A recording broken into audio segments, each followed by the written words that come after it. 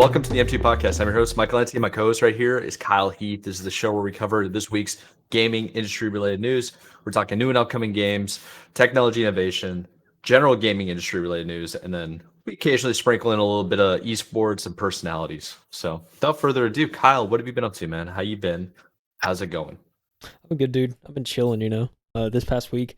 I feel like the only game I played was that Lightyear Frontier. Played some more of that. Oh, very nice. Kind of grinding through that a little bit. I don't know. Outside of that, wasn't really too much else. I don't know. I've been back on like the finance kind of style content again. Like just Very like nice. consuming some like, some of the Caleb Hammers and all that. So kind of just trying to get my mind set back to like, focusing on my finances kind of thing. So Dude, I feel that. So yeah, a lot of that this week. Just kind of getting back on track there. But yeah, I mean really it was just Lightyear Frontier, which I'd been enjoying. We played at least a few more hours over the weekend. So it wasn't a whole lot, but we still made some good progress. So that game's been a lot of fun. So hoping to get back on that maybe a little bit more this week. But yeah, I don't know. Outside of that, it's really just like between that and then just like kind of, grinding content for this for the podcast. So it's kind of getting stuff Very out. nice. I think we have some good traction, so kind of just riding that wave. Yeah, you're doing a good job with the edits. Every time you send one, I'm just like, dude, this guy's crushing it. Yeah, I feel like I've seen a little consistency too in like numbers and stuff like that, which is encouraging. Be like, I feel like I'm doing something right, kind of thing. So it's always nice to see. Yeah, I really like how you basically add the text and everything of what we're saying, because sometimes people, like, you never know, they might not have the volume all the way turned up and they're just trying to see some video, and then if you have the text, they can just read it. Yeah, it's a good idea.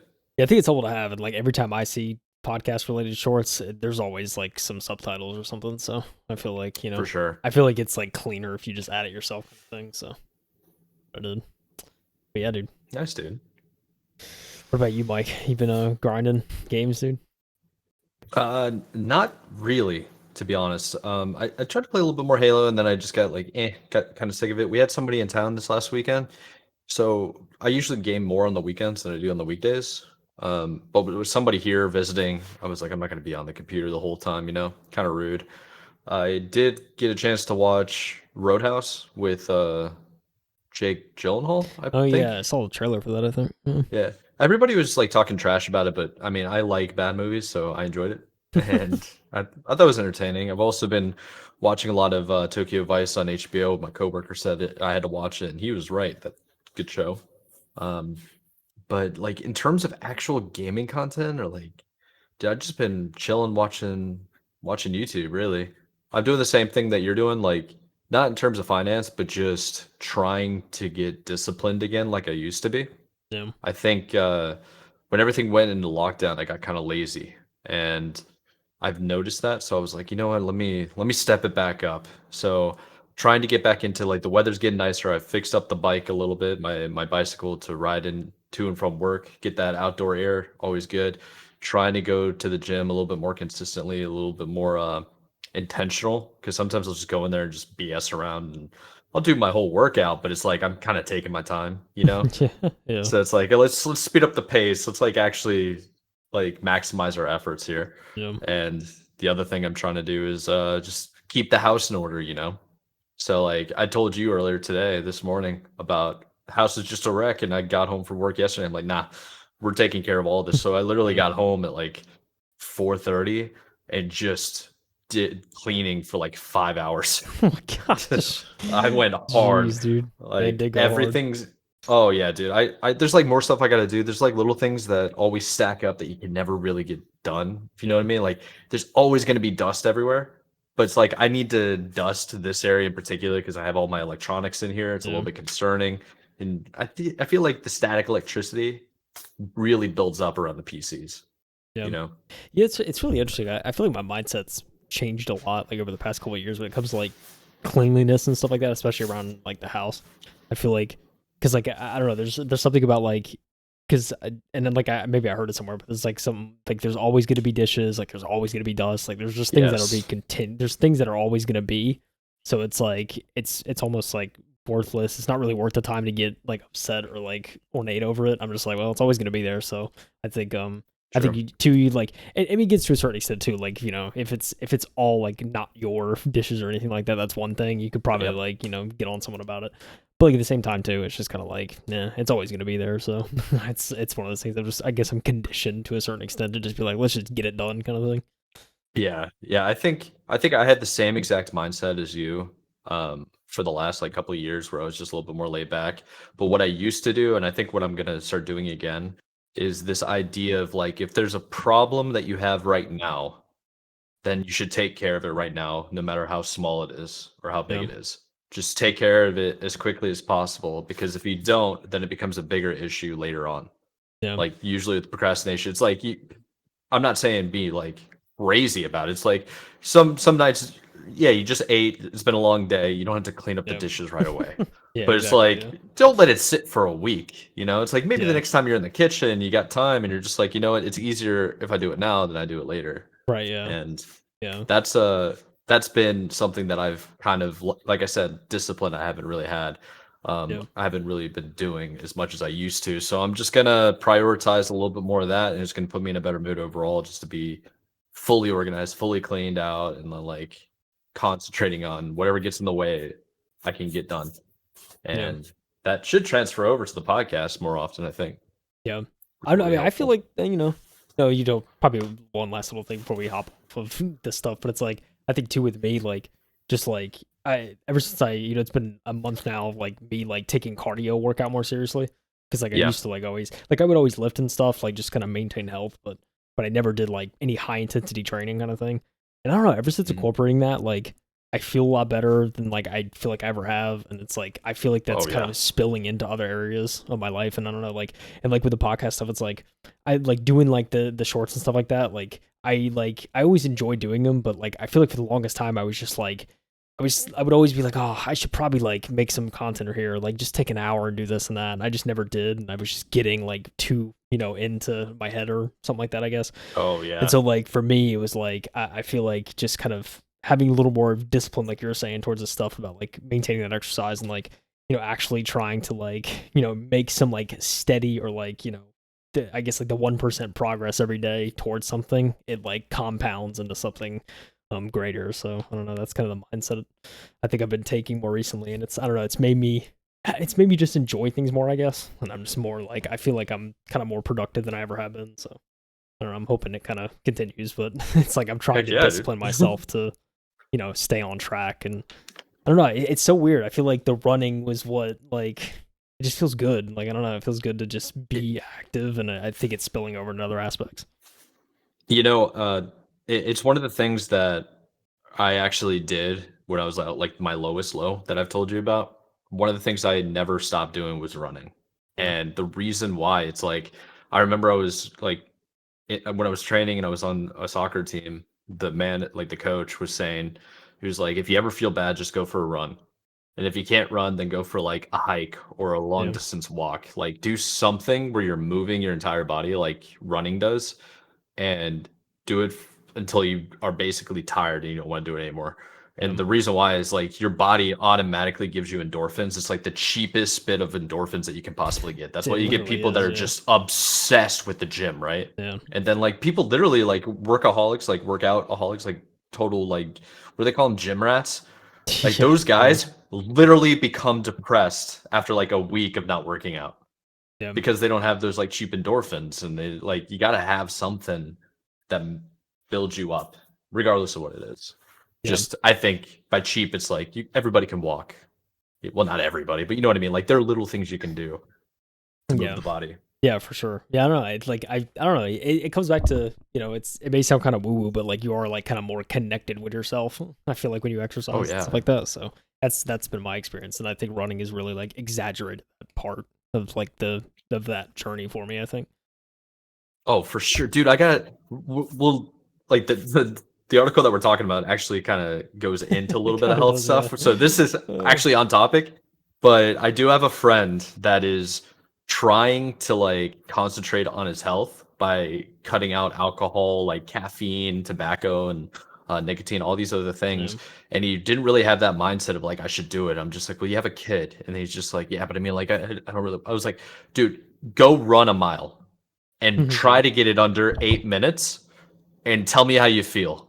Because he's not going to make 8 minutes. He hasn't run in years. He's overweight. He's like all this stuff. But if you challenge yourself to that level where you feel like in agony, you're going to be like, okay, my body isn't where I thought it was. Like, it's a very serious gut check that some people need to like help yourself, try to get better, try to get healthier, and get rid of the bad stuff. Yeah, no, that's where I'm trying to get to, is like sub 8 minute miles. So it's a goal, and it's taken a lot longer than I thought it was going to.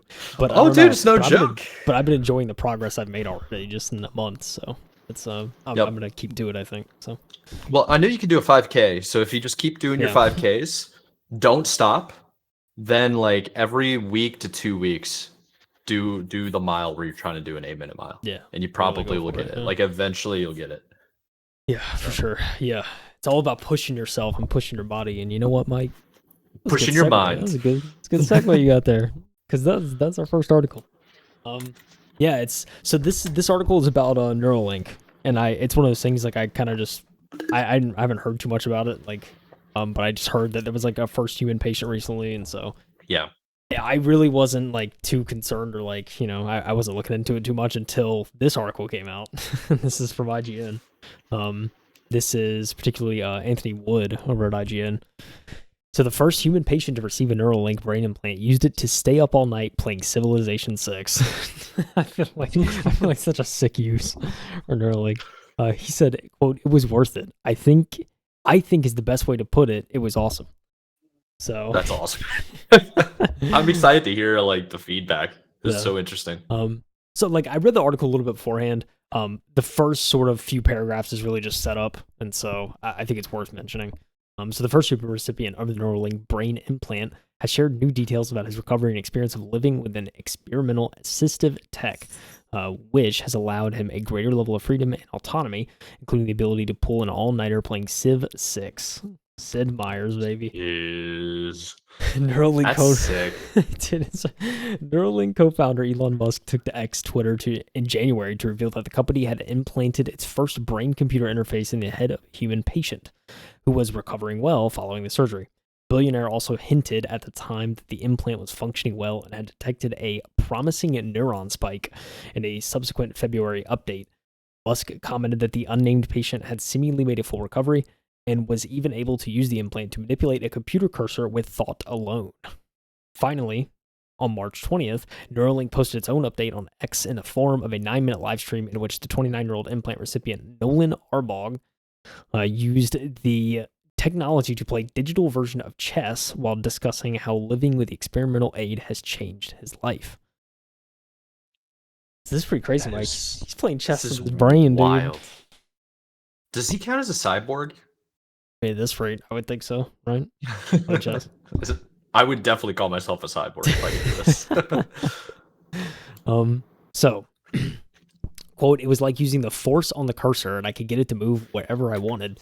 Just stare somewhere on the screen, and it would move where I wanted it to, which was such a wild experience," explained Arbaugh. The 29-year-old complete quadriplegic shared that he had lost sensation and suffered paralysis from below the shoulders after sustaining a spinal injury during a diving accident 8 years ago, and had felt compelled to volunteer for the trial out of an urge to be a part of something that he felt could change the world. Throughout the live stream, Arbaugh could be seen using the Neuralink brain-computer interface, BCI, to control an on-screen cursor to play the game of digital chess and pause music that had been playing in the background. Arbaugh also revealed that the implant had given him the freedom to pull an all-nighter playing the strategy game Sid Meier's Civilization 6, something that he could not have done on his own before the surgery. It's like, I wonder like how long after the surgery he was like, "You know what, dude? I want to play some Civ 6. Like, cause I haven't played in a minute. So, like, I just wonder when that hit. So anyway, he said, quote, "One of the first times you all gave me complete control over the Neuralink tech, I actually stayed up until like 6 a.m. playing Civilization 6, he said, in a Neuralink scientist, Bliss Chapman. It was worth it. I think is the best way to put it. It was awesome. Arbaugh explained that he had largely given up on playing Civ 6 prior to having surgery, and he needed, quote, complete help from a friend in order to play, and the time-intensive nature of the game had made prolonged play sessions untenable. He said, quote, "So it wasn't feasible for me to play for a full game or anything. Now I can literally lie in bed and play to my heart's content. Honestly, the biggest restriction is that at this point was having to wait for the implant to charge once I had used all of it. That's interesting. Dang. So he has to like charge it. That's crazy. I just like, I don't know why my brain was just like, oh yeah, like that's just on all the time, right? Like, yeah, that's what I thought too. I was just like cyborg stuff, like it just runs off of your natural body energy. That's is he just taking like a USB-C and just like, how what is he doing here? oh my gosh, dude! Like Neo in the Matrix, just click it to the back. Yeah, like the back said. The 29-year-old also revealed in a subsequent Neuralink presentation posted on X that the implant had allowed him to play Mario Kart 8 Deluxe using the neural signals decoded by the BCI tech. Playing Mario Kart and coming in second repeatedly blew my mind. I didn't think that would be possible like a week ago to using it. That was freaking wild. Even though my dad and my buddy wouldn't let me win, said Arbaugh. Oh man. So he's like playing Civ. Man's on Mario Kart. He's living his best life now, dude, on these games. That is so awesome. I'm happy for him. This is really cool. Yeah. This is actually pretty cool. So article continues, the implant had also helped Noland to begin learning French and Japanese and has generally removed barriers when it comes to reading. He has also emphasized that he had suffered no cognitive impairments as a result of the procedure and that he was able to leave the hospital a day after undergoing the 2-hour surgical procedure. In a quote on March 21st by Elon Musk at 1:42 a.m., he said, long term, it is possible to shunt the signals from the brain motor cortex past the damaged part of the spine to enable people to walk again and use their arms normally. So that's the long term what they're going for. Is the like literally just like, yo, you're paralyzed. Yeah, let's go, baby. They're literally trying to rebuild the spine. Yeah, so they're essentially the spinal cord. Yeah. Yeah. I mean, they're trying to like just essentially bypass those signals and be like, here, let's use our limbs again. Pretty sick. Quote, it's not perfect, and I would say that we have run into some issues, commented the 29-year-old. I don't want people to think that this is the end of the journey. There is still a lot of work to be done, but it has already changed my life, he said.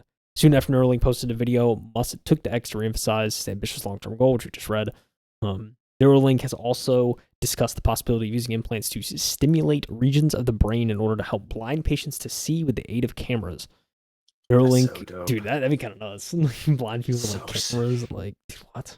Anyway, Neuralink was founded by Elon Musk and a handful of scientists and engineers in 2016 with the goal to create a brain-computer interface, BCI, that could one day be used to restore autonomy to those with unmet medical needs.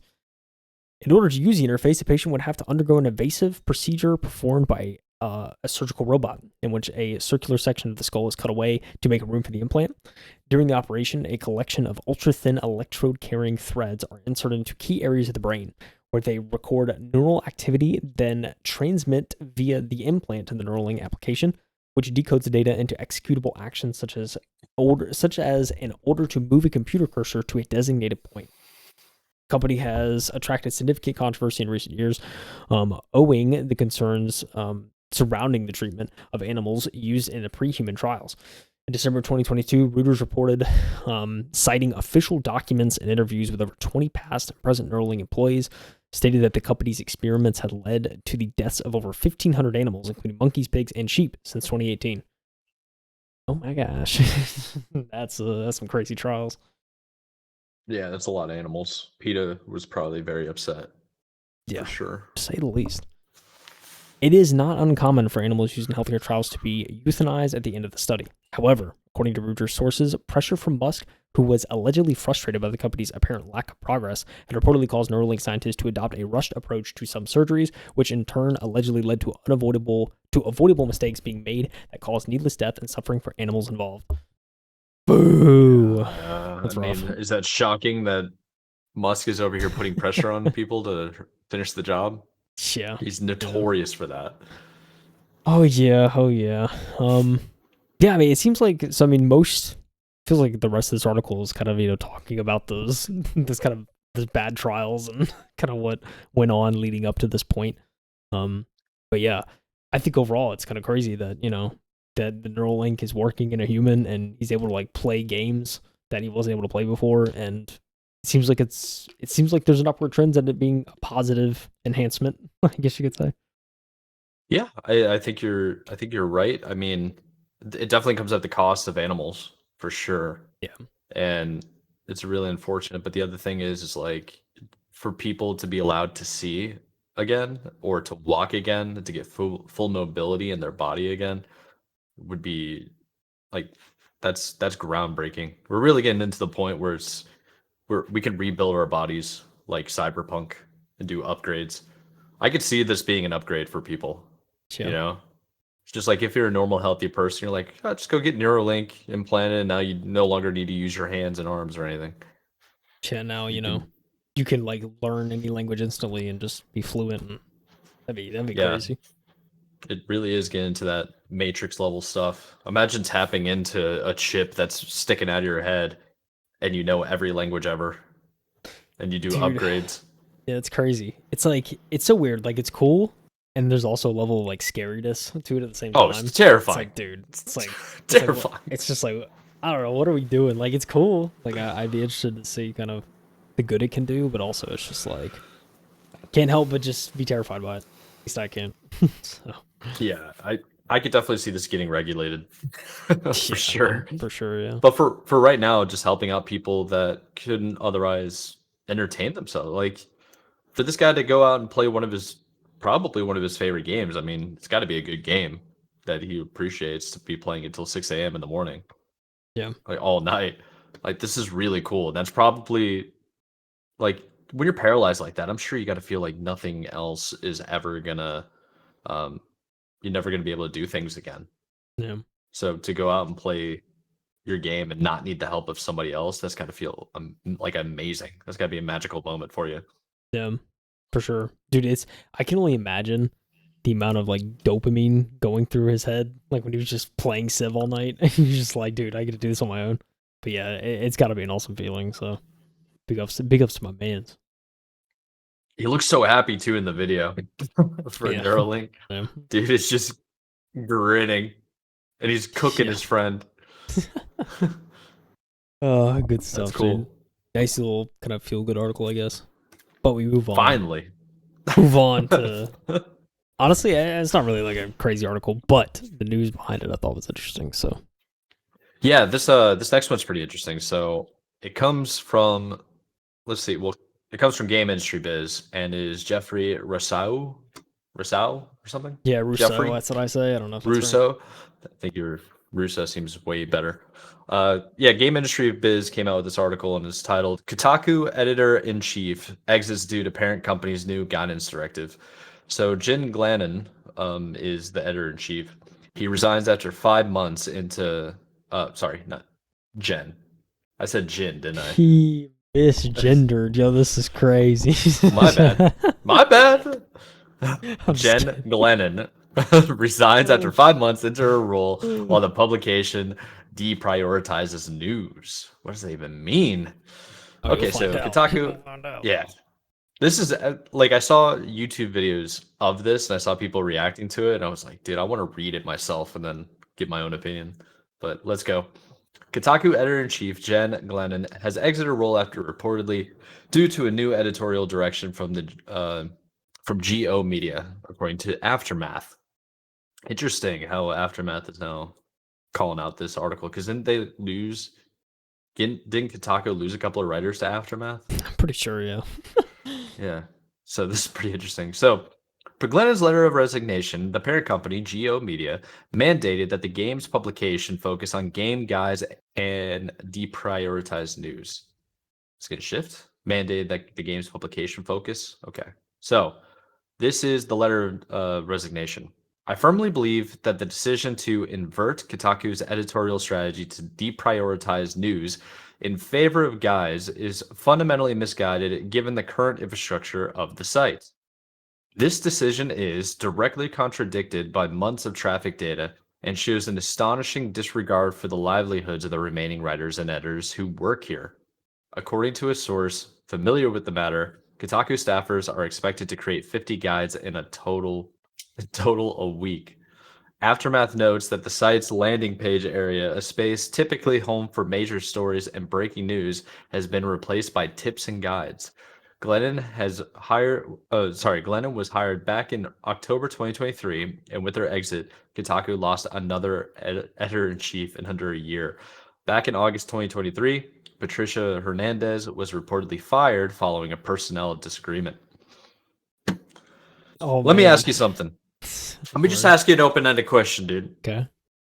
Where do you get your tips and guides for video games? I don't know, Walmart maybe. Drive down to local Walmart, you're just like, hey, where's my gaming guides? You actually get those? No, Like still? no, not still. Back in the day, yeah. But no, not still. Yeah, but near 2024, if you're struggling right now to get the answers to, like, let's say an open world game like Breath of the Wild, and you're trying to figure out where the time sword is, and what do you have to do to get it? What do you do? What's your go-to thing? I don't know what time period is this? Is this current day? This is Current day. Current day. Current day. You know, Mike, there's a World of Warcraft site that we post podcasts to on a weekly basis, in video format called YouTube. Yeah. So I mean, Yeah. Exactly. Exactly. So I'm pretty sure that's where everybody gets their stuff. Like Call of Duty, what's the best like loadout or whatever and everything that they have. Like I see so many YouTube shorts of that crap. Like, oh, put on this, put on that, put on that, put on that. Oh, by the way, there's gonna be an update in 2 weeks that nerfs everything, and you gotta get another video. It's like a never-ending tips and guides YouTube channel. And I don't know what Kotaku's doing, and I agree with the editor-in-chief that left. It just doesn't make sense. Why would you try to make news articles for tips and tricks and gaming guides? You know? That's a really interesting take. That like after you said that, that like why would you do that? You're just gonna go to YouTube. Like I would rather see a video than like read an article, especially in 2024. You know? Yeah, I mean the smart thing to do, like, so where is this? According to a source familiar with the matter, Kotaku staffers are expected to create 50 guides in total a week. Let's assume each staffer has one guide that they have to do. Yeah. Why would they not just spend a week at home making a YouTube video on it? And why would you write about it and put it on Kotaku? Drive the traffic back to Kotaku. I mean, come on. You can, like, if you want to script something up, like, yeah, sure, you could post it to the site, but, like, just make a video at that point. Now I get it. Now I get it, right? They're journalists, right? They're not video editors. Yeah. They don't want to sit there and make videos. I understand that. But, I mean, yeah. I mean, I think in today's, like, current climate, like I said, for guides and stuff like that and tutorials, it would make more sense, like you say, to do it on YouTube. I just think it's crazy that we're talking about 50 guides a week. That just seems like a lot. What do you, like, how big do they have to be, I guess? It comes into, like, a thing, is it, like, you know, is it a guide for something that's, like, you know, only, like, 10 steps? Or is it, like, guides for, like, you know, whole levels in a game? Like, what are we talking about here? IGN has, like, really, really good guides that I think... But IGN doesn't prioritize guides. They used to initially, like tips and tricks in their magazines. They'd have that section all the time. If you remember that back in the day. But IGN in particular, they got it right where each individual, like they'll have a guide that has a bunch of steps. Then each step has its own page. That it's kind of like a wiki. You know how like some video games have their own wikis, and they give you step-by-step guides on like how to beat a mission or whatever for the campaign level. That's a good idea. I get that. I understand that. But this doesn't, like, why are you trying to compete with somebody like IGN? Why are you trying to compete with YouTubers that have unlimited time?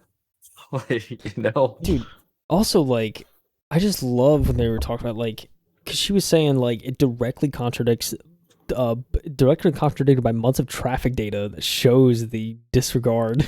It's just like they're going against, like, the data too, which is just like, are we trying to just undermine this company? Is that the end goal? Is this just the doomsday plan? What's going on here? It just doesn't make sense. It's going to be sad to say, but it's like when you're in a company that's so big, because they have a parent company here, the parent company just basically tells you whatever you have to do, regardless of fundamental data or information. Now, I've been in big companies where the people at the top level are making decisions and they don't understand the product that their employees are producing. It's like, you don't understand the product that's being made. Why are you trying to advertise it? You know, Yeah. it makes no sense of how it's supposed to work. And it's unfortunate because I'm sure the staffers at Kotaku are upset. It's just like, I didn't come here to do tips and guides. Yeah. I came here to like, like seriously. interview developers and learn about the gaming industry Do some actual and try to journalism. help the scene. Yeah, like actual journalism. Yeah. Like, what? I mean, I would be. yeah. I would quit immediately. Like, probably Yeah. straight on the dot. Listen, all I gotta say is Jason Schreier was like one of the like best journalists in the industry. Dude, like he crushes. I mean, very polarizing individual, but I really love the work he puts out. But like, he left Kotaku. I think this is probably part of the reason was because maybe there was a shift towards stuff like this, and so he was just like, "Oh, there's a better gig at Bloomberg where I have more control. I'm taking it." Yeah, easily. So easily. Yeah. I don't know. Kotaku has never been the same without Jason Schreier. Just put it that way. At least my opinion. Yeah, you're probably right. I mean, Kotaku's been on the downhill path for a while, and I know a lot of people that really don't like them, and they're very excited that it's just going to cease to exist probably soon, because it's like, if you got actual data and information that this ain't going to work, and you're still going to go through with it, it's like, okay, so we're just self-sabotaging now. I mean, yeah, literally. You know? That's all it like, is at this rate. That's like going to the gym and then getting home and having a chocolate cake for dinner. What are you doing? Yeah, what are you doing? Yeah. Oh, it's crazy stuff. Oh man, I mean, I will say, like, a lot of Kotaku's like article titles, they like always would get me. I think there's some of them that are funny, and there's some that just like, I'm just like, well, I wouldn't read that, like, just for the way they word it, kind of thing. So, yeah, it's interesting. I mean, Kotaku's always been an interesting publication, so I think the fact that they're doing something that like statistically is going to be harmful is just, it kind of makes sense to a certain extent. Yeah, it's going to be very interesting to see how this all plays out, because so many publications have basically started to close down, because you and I see it more than I think most people, because we're looking at the articles all the time. And I think it's going to be an interesting shakeup this year of what's going to happen. Like, what's going to happen to Kotaku? How's the aftermath going to actually pan out? Is the rise or fall of Twitter going to influence things? And YouTube is king, so what's the plan here? Like, how's this going to play out? It's going to be very, very interesting going forward. Yeah, very, very interesting. I don't understand it, Mike. I barely understand it, bro. But I think what you might understand is World of Warcraft subscription numbers. It's a good segue. Yeah, dude, this is an interesting article, because like, when I was looking through like the RSS feeds and whatnot, I like saw this and I was like, yeah, I don't know if I've ever really like, I guess like Blizzard, I don't think has ever really published those numbers, right? So anyway, so this is coming from Cameron Koch over at GameSpot. He said, "We finally know WoW subscription numbers thanks to a Blizzard GDC talk. Blizzard said Shadowlands saw historical high numbers of players leaving the game, but subscriptions are now trending upwards." World of Warcraft subscription numbers have long been shrouded in mystery, but thanks to a recent Blizzard GDC talk and some clever number crunching by a WoW content creator, fans of Blizzard MMO now have some hard data on exactly how many players are paying a monthly subscription fee for the privilege of exploring Azeroth. Blizzard stopped giving out exact subscription numbers prior to the release of the game's 2016 Legion expansion. Since then, fans have been wondering how well or poorly the game has been doing from a player numbers perspective, especially following the release of 2020 Shadowlands, which is considered a low point in the game's history. The good news is there are now some actual numbers to mull over, even if they are rough estimates. According to an estimate by Bellular Gaming, based on a chart shown by Warcraft General Manager John Haidt as part of the recent GDC talk, as well as previous Activision Blizzard earnings statements, WoW currently has an estimated 7.25 million subscribers. That number is significantly up since the launch of 2020's Dragonflight, or 2022's Dragonflight. It is a major course correction following the game's polarizing Shadowlands expansion. Haidt, as part of this talk, discussed what went wrong with Shadowlands and how Blizzard worked to get players back. This is kind of an interesting insight, I think. So, according to Haidt, the Shadowlands setting, its treatment of fan favorite characters, and its new villain all missed the mark. It also disappointed from a gameplay perspective, with too much focus on borrowed power systems and a lack of variety. Community additionally didn't feel heard during Shadowlands, and Blizzard, on its own admission, lacked transparency with the player base. It's no surprise then that during Shadowlands' height said the game experienced historical high churn when it came to players canceling their subscription. From the launch of Shadowlands to its lowest point ahead of the release of Dragonflight, it's estimated WoW lost over 3 million subscribers. Even the re-release of the Burning Crusade Classic and Wrath of the Lich King Classic, two popular old-school expansions that were both included as part of the base WoW subscription during this period, did nothing to bump plummeting player numbers. And they showed a little chart here on the article for those watching the video. You see World of Warcraft Legion 2016, and then WoW Classic kind of brought some people back, kind of had a nice little spike.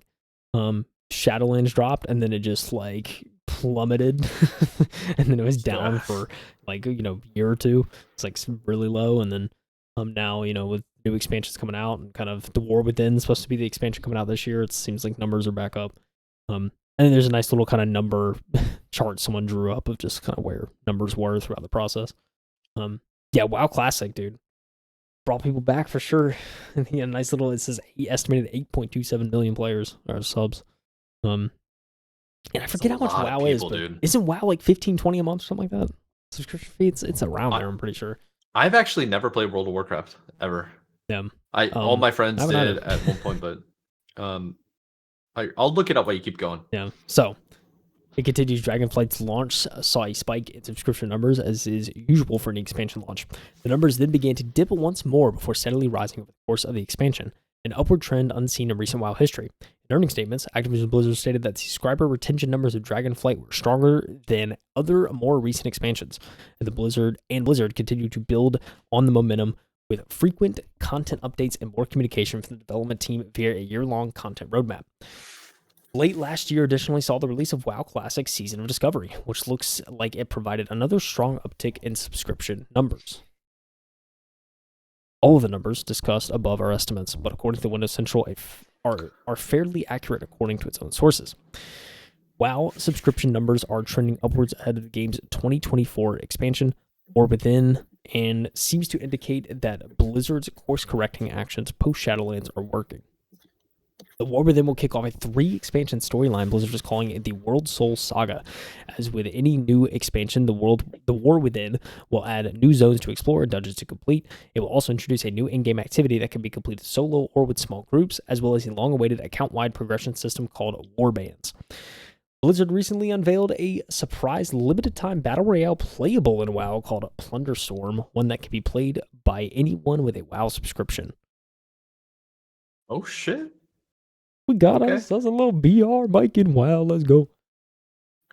Yeah, for context here, I did send you the screenshot of the cost. Okay. So for a full year, if you buy in bulk, it's $155 to play World of Warcraft. Yeah. If you do it per month, it's $15. So it's anywhere from $15 to $12.99. It's just that kind of range based on what do you call it? Bulk pays and stuff. Okay.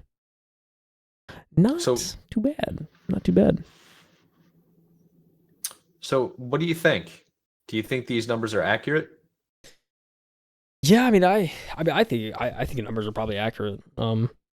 It's I don't know, I was almost gonna say it was kind of surprising, but I don't know. I mean, there's still a lot of people that play WoW. There's a couple kind of friends of friends I know that still play pretty actively, so I know there's definitely a player base. So I guess I'm not overly surprised, but at the same time, man, the fact that WoW has sustained 7 million at this rate. I mean, it's dipped obviously down probably to 3 or 4 and stuff like that, but the fact that it's been relatively steady it's really a I guess hats off to Blizzard and everybody for maintaining WoW for so long and having such sustained success.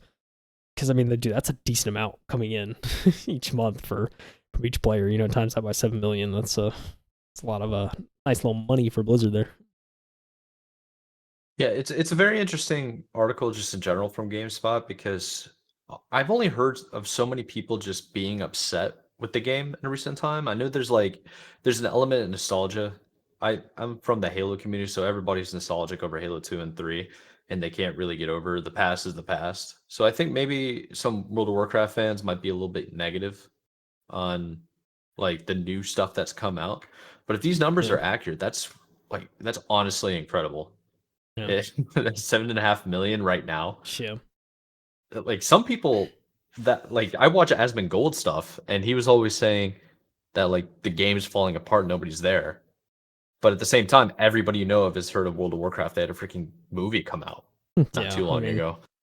Yeah, it's true, man. So So, I mean, yeah, I'm curious. it's definitely impressive that they went from kind of a dip of 3 to 4. They were able to ride it back up to kind of what they had in terms of player base. So that's certainly impressive. Getting that many people to like sign back up, like obviously you're doing something right. So, yeah, I mean, again, hats off. Absolutely incredible. So pretty crazy for a game that's 20 years old to be this popular. Yeah, no kidding. There's definitely a little bit of surprise. I think I don't know, like I said, I think the numbers overall were still like surprising to me. So I thought it was worth covering just to be like, hey, yo, WoW's still out here. Yeah, it really is. Yeah. I mean, it's probably the most popular MMORPG ever. Yeah. And you know what's kind of sad is I don't think there's a lot of good MMOs out there. I don't think they're as Not dead today. as like Like, RTS not games, today. but I don't think. Yeah, I don't know. I mean, yeah. I mean, I don't know. There's still like I've there's still like I think the MMO that comes to mind for me is probably like the most recent one for me was like New World. It was like probably the most recent one I played. That was a few years ago. I don't know. Yeah. Does Diablo count as a MMO? It might. It might. I mean, I would think so. I mean, but I don't know. Is it like a? I've never played Diablo. Is it like an overall like open world or? Kind of. Like, can other people connect to your game, kind of thing? Yeah, they can. Okay. Like you run as groups and you go raid like caves and stuff or whatever. Can you I'm run over into here. people outside of your party, quote unquote? I haven't gotten that far. If you can, I know Okay. I've seen people on the map that are like doing their own thing, but it's Okay. not like a PvP environment. I got So I you. guess it could classify as an MMO. Yeah, I think Let me, that way it probably would. Yeah, it actually does, possibly. Yeah. Oh, these numbers are not accurate. I never played Diablo myself. Big player base. Never played it myself. It's fun. Yeah, it is actually really fun. I heard some of the boss battles are nuts. Yeah, they are. They're infuriating sometimes. Oh yeah, there was Lost Ark. There's Rust. In terms of anything similar to like World of Warcraft is, I don't think there's really anything comparable. Rust? Rust? Maybe I'm not thinking of the right Rust. Maybe I'm thinking of a different Rust. The survival game, Rust. Yeah, but like apparently that's an MMO. That's an MMO. What? It's in. I just looked up Steam charts, man, I looked up Steam charts. And I googled MMO. Hey, listen, I wouldn't classify it as that, but that's just me. Maybe I'm wrong, but that's funny. It's the Rust I'm thinking of.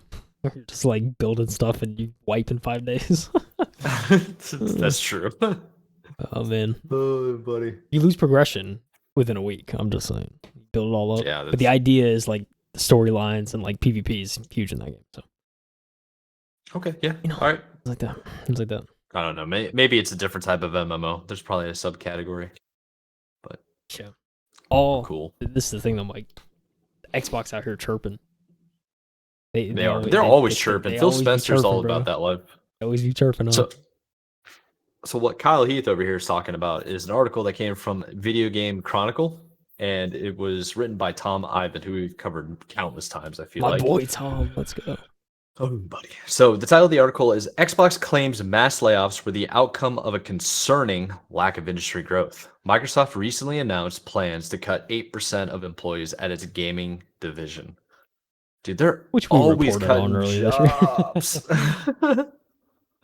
Oh, man. All right. So Microsoft's head of gaming has said the company's decision to cut 1,900 jobs was ultimately the result of a lack of growth in the industry. So in January, Microsoft announced plans to lay off about 8% of the 22,000 people employed by Xbox, Bethesda, and Activision Blizzard. The company completed its acquisition of Activision Blizzard in October 2023, and the process of taking ownership of franchises like Call of Duty, World of Warcraft, Diablo, and Overwatch. So, in a message sent to staff when the job cuts were announced, Spencer said the decision was taken after Microsoft and Activision's leadership team set priorities, identified areas of overlap, and ensured that we are all aligned on the best opportunities for growth. I remember reading that and thinking initially, it's like that is the most acquisition level email or memo I've ever seen. It's like so on board. So, all right. So, reflecting on the layoffs in a new interview with Polygon, Spencer said a lack of industry growth was was forcing publicly traded companies across the industry to cut loss. Of course, it was cut costs. Sorry, not loss.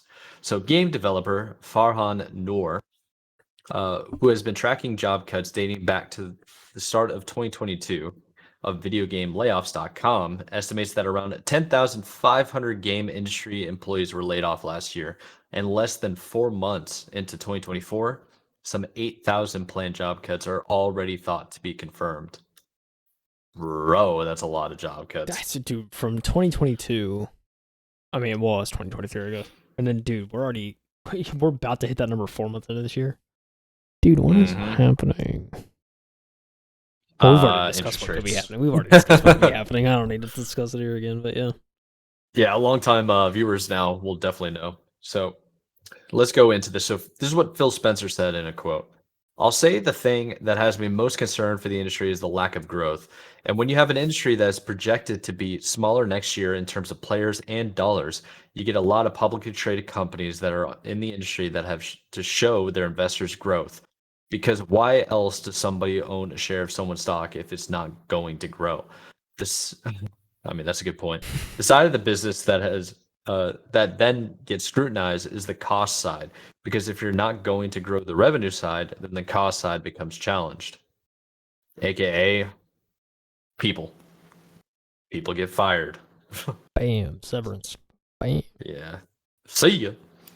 All right, let's go. So we're a business, he said. I've said over and over, I don't get any luxury of not having to run a profitable growing business inside of Microsoft, and we're that today. But just across the industry, you mentioned it, and in sitting here at GDC, I reflect on friends of mine in the industry that have been displaced and lost their jobs, and how just I don't want this industry to be a place where people can't, with confidence, build a career. He continues on saying that, so that's why I keep pivoting back to how does this industry get back to growth? But to your question, for us at Xbox or any other teams that are out there, it is really an outcome of an industry that's not growing.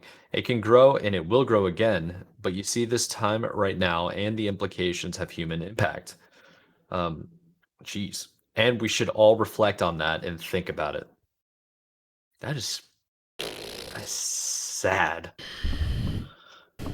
Okay.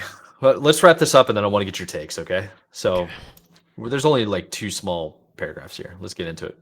According to research firm Newzoo via GameIndustry.biz, the global games market generated an estimated 184 billion in 2023, representing an 0.6% increase over 2022, which itself was down 5% year over year.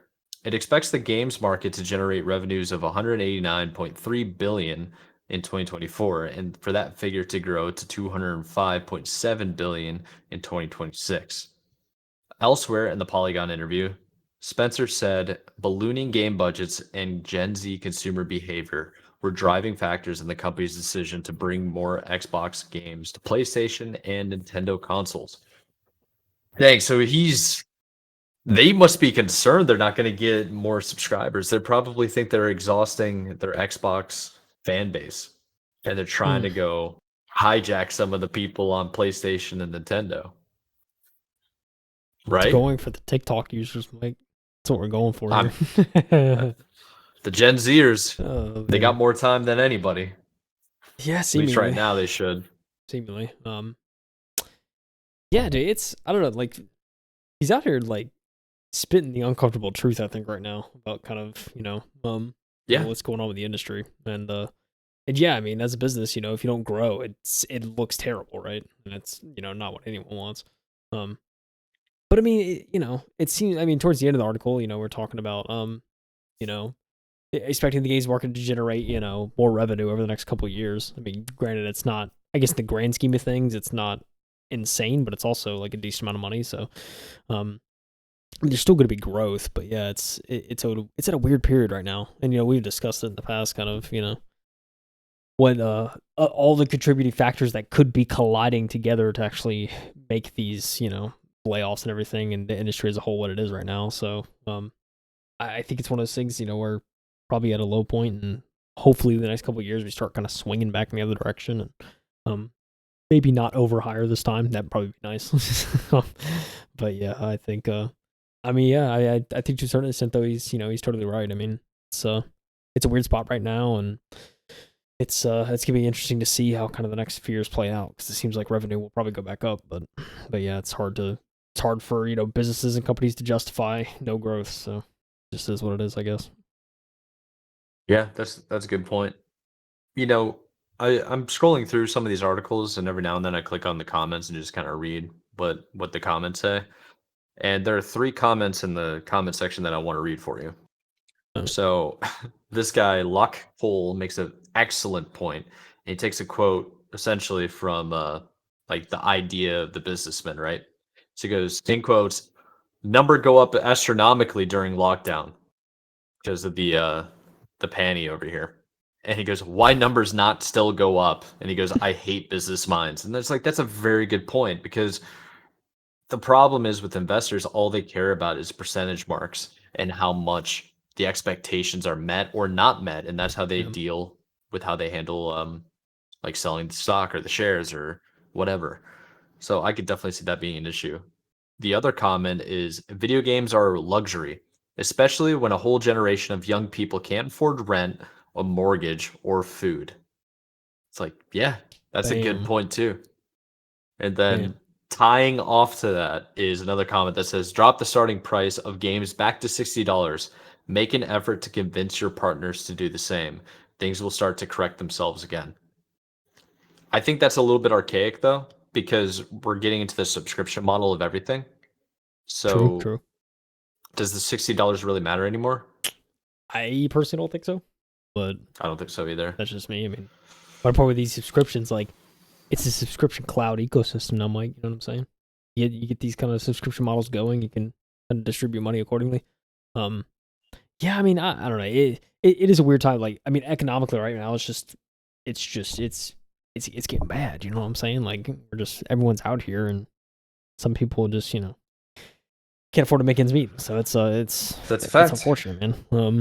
And yeah, I mean, it's certainly, I think, a contributing factor to all this is just the economy as a whole. So um, you know, I can hope. I mean, I hope that at some point we kind of swing back, but oh, dude, it's just a lot right now, man. Across like a lot of industries, especially tech and gaming. So Yeah, it's really hard to predict what the future is going to hold. The interest rates seem to be consistent until like September, which means that the Fed, like in the US, which I mean it has ripples to every single government body in the world. The United States is basically saying that they're not going to lower the interest rates for a while because they need to see economic slowdown. And yeah, with economic slowdown comes people losing their jobs. mm, And I I I want to believe it's for the greater good, you know, because you don't want inflation to get absolutely insane, even though it is like already outrageous. yeah, It's hard to tell what's going to happen, and it's honestly, if you pay too much attention to all this, you get really bummed out and get kind of depressed. I don't know if I've talked to you about it, but it's like yeah, when we keep covering all these articles about how everybody's getting laid off, it's tough, man. yeah. Because it's like it's just a number, right? 22,000 people. Like, can you imagine that? It's Right, like yeah. that, that's a whole public university losing their Yeah, I jobs. mean, not wrong. If you put it in terms like that, like that's getting kind of nuts. Yeah, it's I don't know. It's yeah, I mean, yeah, like especially news like this and tech and stuff like that. Like, it's like at first I was like thinking like it probably like like it did suck, but like as the number gets higher and higher, it makes me think about it more, and like and just especially in the tech industry of like, yeah, it's like, dude, like I need to make sure like I'm performing at work the best I can and try and do Oh what I yeah, can, because it's like if I don't, I feel like it's just like I'm next out the door. So And I Oh feel yeah. like most people, especially in tech and in gaming now, it's like you just don't know, man. There's a looming kind of cloud. I feel like at any moment it could start raining, and it's like 100%. Yeah. yeah, it's even though I feel like relatively secure in my job. I mean, I feel like, especially after reading all these articles and hearing all these stories, it's like it's hard for me to feel secure. It's like you just don't know. Yeah. I feel like so. It's I it's rough times, man, and like it affects me every now and again. I'm just thinking about that. I'm like, yeah, there's a lot of people it's out here tough. struggling, dude, especially in these industries. I really do think the vast majority of people are struggling, Yeah, and yeah, it's really really tough out there. And I don't think the people that are necessarily like writing these, well, I can't say for Tom Ivan, but the people that own these businesses, and I don't think they realize like their employees, even though they think they're paying them a livable wage, it's like, dude, there are things that are like really bad right now yeah, just for them, and like things are getting out of control.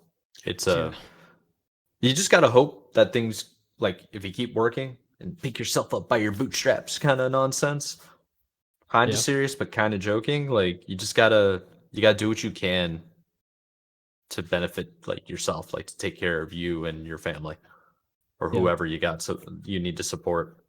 Yeah, it's about keeping a sane level of hope. I think at the end of the day, Yes, I think that's the best way to I say mean, it. Having hope.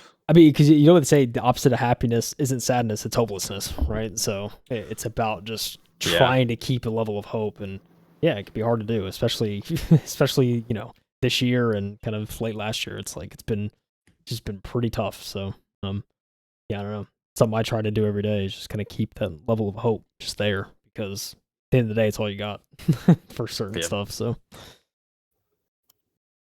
Yeah, well, I think this actually ties into the next little article that we have. It's kind of a short one, yeah, it is. but It's a little humorous. That's kind of why I that chose I it. when you sent it to me, I was like, that is a you like sent it to me, and I was in the office and I'm walking. I'm like, what did Kyle say? I'm like, oh, that is hilarious. Dude, it's a take, dude. It is a take. That is a heck of a Um, take. So this is coming from Games Radar. Catherine Lewis reports this. The Dragon Age creator, listen everyone, the Dragon Age creator says that if crunch is, quote, the only way to make massive games, then he said, quote, maybe the industry deserves to die. So let him cook, all right? We're going to get into the article a little bit. Like I know Let him it cook. sounds doomsday, all right? But like just kind of hear where he's coming from, all right? So David, David Gaider, I think was how I think it was like Gaider. It was like Russian or something when I looked it up, but I'm just gonna say Gaider. David Gaider, the creator of Dragon Age's setting, has spoken out against current state of games industry and the fear developers have of needing to crunch to make enormous games as if it's the only way forward. He believes that, quote, it doesn't have to be that way, but if it did, maybe the industry deserves to die. This comes in a recent interview with PC Gamer, in which Gaider, who's also the co-founder of Stray Gods developer Summerfall Studios, explains that those at his current studio. So get this is actually pretty sick. So he said those at his current studio work 4-day weeks with a realistic schedule, in quotes, by working with the time they have rather than crunching to fit in more. Employees, quote, love what they do rather than feeling like, quote, they're just a resource to be tapped and scringed and Yeah. squeezed and ringed. There isn't fear that exists if we don't have everybody working overtime and we don't make AAA games that have $200 million budgets and the focus is on photorealistic graphics and 1,000-hour playtimes. We need to pack all that in and work everyone to death making it, and that's the only way to make games. Geider explains, speaking about the industry as a whole. If that's true, then maybe the industry deserves to die. If that's true. The thing is that I just don't think it's true. So see, you gotta let him cook a little bit, right? Like he's not saying the industry should die. He's just saying that, if that was the truth about what it takes to make these games, it's not sustainable. That's essentially what he's saying. It's like, so Yeah, you're gonna burn out your workforce, and they're not gonna come want to work for you. yeah, Like, that's not a exactly. good business model. Yeah. And I think that's kind of like when you hear the initial title, it's like, whoa, what is he talking about? When you actually hear how he explains it, it's like, okay, that, like, yeah, like when he puts it My that way, man's cooking. like, it's cooking. So, finishing out the article, it says the games industry has been in a very turbulent place lately, as reflected by the huge layoffs in studios worldwide, which have been particularly prevalent over the last year or so. Speaking last month following the news of EA's plans to cut around 670 jobs. Id Software co-founder John Romero said, "I've been in the games industry since I was a kid, and I've never seen anything like we're seeing now. For many of us, being a game dev is not just a job, but an identity, community, and culture. I am so sorry to everyone who's lost their jobs." That's the thing too. It's like, and that's why it sucks, and that's why we report on this stuff all the time, and it's just like, it's kind of like every now and again I just think about it, it's like, dude, there's a lot of people out here, man. They're just kind of having to their lives at stake. I mean, yeah, their lives at stake, and it's like, and then for these people, like, in game dev, it's obviously a passion, right? And so it's like, you lose that. It's kind of like, I feel like these people are probably like having these sort of identity crisis, or they're trying their hardest to try and find something else. So, much love out there to everyone, especially in game devs, trying to find their way again, because it's a lot of layoffs, dude. And I feel like with all these layoffs, it makes you wonder how many open opportunities there are across other companies. So yeah, it's really tough and really not fair, yeah. to say the least. But I really do like how, like, David over here, being a creator of a big game, saying like, you guys don't need to do this. And this actually reminds me of Gary Vaynerchuk. Gary Vaynerchuk? I think it's Vaynerchuk. Vanderchuk? Okay, Gary V. Yeah, Gary V. Yeah, he had the whole thing when I first got into him, like 4 or 5 years ago, maybe. It was like a while when I first heard about him. But the reason why I remembered him, and I always thought like positively of him, is he was talking about how the tech industry and everybody thinks they need to be Steve Jobs and just be like a total jerk and treat his employees like crap and work them to death and pay them not well enough, right? He's like, that's how you make it. He's like, no, how about you kill people with kindness? Like, it's that simple. Yeah. Provide value, provide them with kindness, and don't allow anybody to work harder than you'll work, because it's like, that's your business. You can't force somebody else to work more than you. Yeah. I mean, you can, but I mean, that person's gonna hate you. Yeah, that resentment's or not respect you. Oh, it's gonna show up. It'll show up, and that's when you start losing everybody. Yeah. So mass exodus is a thing, or worse for some like corporations or like stock traded, publicly traded companies. It's like unionization coming into play. Yep. Amazon will literally do anything to get rid of unionization, but then you got Jeff Bezos treating all of his employees like trash. It's like, what's going on, dude? And he's out on Amazon, and now he's doing yacht orbit or whatever. in the middle of nowhere. Yeah, like he's like working in orbit, trying to go to Mars because he wants to leave the planet. You know what I'm saying? Like, it's wild. Yeah, dude. He sends himself up to space. It's like, and then he had the audacity to go thank all his like Amazon employees, like have them watch in the warehouse. Bro, shut your mouth. They're making like $13-14 an hour, living paycheck to paycheck, and that is their first job. They have 2 other ones that they're working part-time because they got to have like 2 kids in daycare because the daycare's raising their damn kids. And you're gonna have the balls to be like, I'm in space. Thanks, guys. Like, that's you made this possible, dude. This is like, that's a villain arc, man. That's how the Joker origin story starts. Good gracious, gosh, man. Listen, he's Lex Luthor, bro. It's funny you mentioned Gary Vee too, because like I this random video came up I recommended this week on YouTube. It was about this like relatively smaller creator talking about like the importance of like pursuing something creative and like really like going for that, but also like something I didn't think about. He mentioned that God, I wish I remember this guy's channel, but it was so cool because it was literally a 30-minute like talking piece while he was playing Sonic, and it was like he just literally like that was it. Like he just had Sonic up and he was playing that, and he just wanted to make a video. But he was talking about how like maybe to a certain extent like the Gary V's and stuff like that of like work to the bone and like really grind kind of stuff, and it's like really it's very easy to kind of like burn out and lose that like flame for creating and stuff like that. And like there's probably a certain extent of people that like did all that grinding, and now it's like 3-4 years after that kind of like movement of content kind of blew up, and so now it's like I think it's probably burnout maybe a little more prevalent among creators, and that's why we're seeing probably YouTubers and stuff like that like to a certain extent just walking away yeah. And But Yeah. and that made remind me. I think the title of the video is something like "There's no better time to be a YouTuber than now," and he was kind of explaining like just like pursue something creative, but also like there's people exiting, but there's always opportunity to kind of pursue something, especially if you're trying to create content on YouTube. It's kind of like might as well just go for it, kind of thing.